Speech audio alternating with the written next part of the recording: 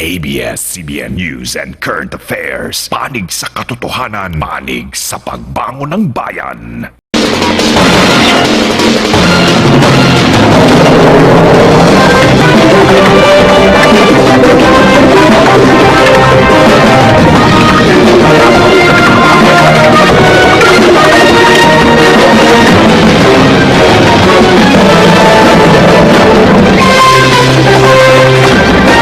Isolated ang mahigit sa 1,000 pamilya sa 5 barangay sa bayan ng Siruma, Camarines Sur dahil sa matinding pagulan at malalakas na alon. Exclusive Patrol, Jonathan Magistrado. Nitong Disyembre pa, hinahagupit ng matitinding ihip ng hangin at buhos ng ulan na bitbit ng amihan ang coastal town ng Siruma sa Camarines Sur. Isang linggo na ring sarado ang kalsada dahil sa makapal na putik. Kailangan pa ng malalaking truck at 4x4 vehicles para makapasok sa lugar. Sabado, sumama ang news team sa Provincial Disaster Risk Reduction Management Council sa pagpunta roon. Sa kapal ng putik, hapon na naming narating ang bayan.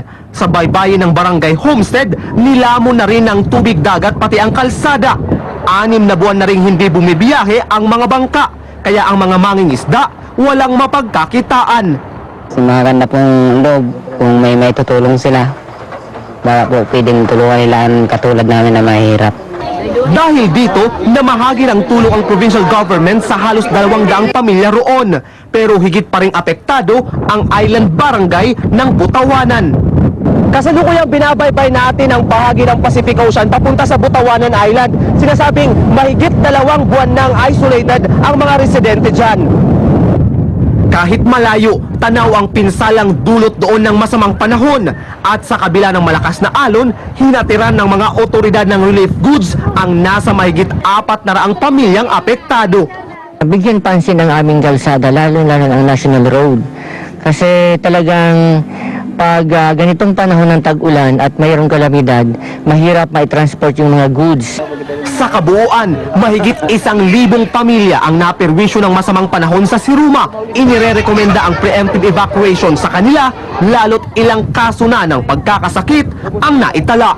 Nitong Disyembre pa, hinahagupit ng matitinding ihip ng hangin at buhos ng ulan na bitbit ng amihan ang coastal town ng Siruma sa Camarines Sur.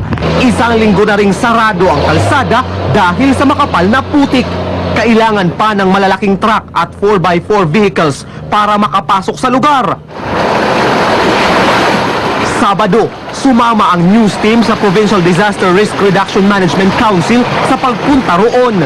Sa kapal ng putik, hapon na naming narating ang bayan. Sa baybayin ng Barangay Homestead, nilamon na rin ng tubig dagat pati ang kalsada. 6 na buwan na rin hindi bumibiyahe ang mga bangka, kaya ang mga mangingisda walang mapagkakitaan. Maganda pong loob kung may tutulong sila. Baka po pwedeng tulungan nila ang katulad namin na mahirap. Dahil dito, namahagi ng tulong ang provincial government sa halos 200 pamilya roon. Pero higit pa ring apektado ang island barangay ng Butawanan.